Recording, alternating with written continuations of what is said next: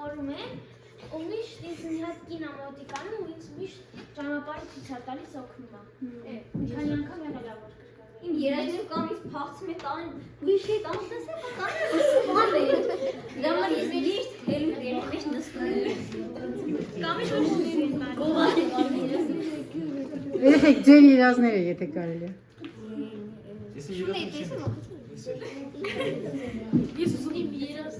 օրինակ կան մարդիկ, որ երազներում լացում են ու պարզում է, որ իրական կյանքում էլ Ես մի անգամ լացում իմ մամաս եկել է քնում ինձ արտասում եմ ինչի ես լացում Միլենա ջախի ես լացում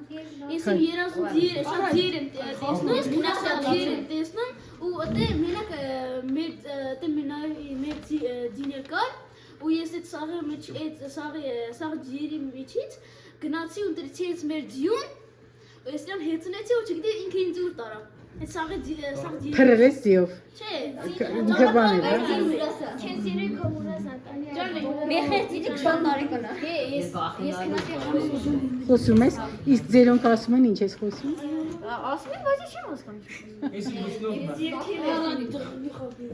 Իսկ ինչ է նշանակում երազը եւ դա ինչպես կարող է ազդել ստեղծագործության վրա։ Ես ուզում եի ասել, որ երազներից ոգեշնչված կարող եք հենց զարթնել ու նկարել, Դալի նկարիչին գիտեք։ Դալիի մասին լսել եք։ Սալվադոր Դալի։ Բերեք պայմանավորվենք երեխեք տղաներ ձեզ շատ հետաքրքրելու է։ Հաջորդ դասին Սալվադոր Դալիի մասին նայում եք լավ ու մենք խոսելու ենք, որտեղ խենթ երևակայություն ուներ ինքը։ Եթե տեսնեք նրա նկարները, ասեն շատ տարօրինակ, ասեն բոյով փղեր են, երկար ոտերով փղեր են, ու այդ ամեն ինչը ինքը տեսնում էր իր երազում, զարթնում էր ու միանգամից նկարում էր։ Ու դա նաև պրակտիկա է, որ մարդիկ տարօրինակ երազ են տենում, զարթնում են ու միանգամից սկսում են նկարել, ու տենց նկարները ավելի հետաքրքիր են լինում ու էմոցիա է փոխվեցում նկարներում։